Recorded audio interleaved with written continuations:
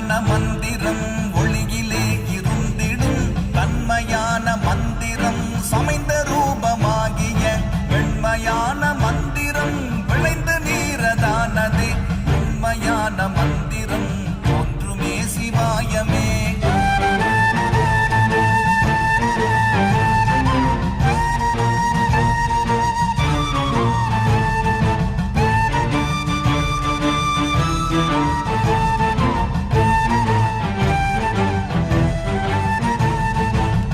நமச்சிவாயமே உணர்ந்து மெய் உணர்ந்த பின் ஓம் நமச்சிவாயமே உணர்ந்து மெய் தெளிந்த பின் ஓம் நமச்சிவாயமே உணர்ந்து மெய்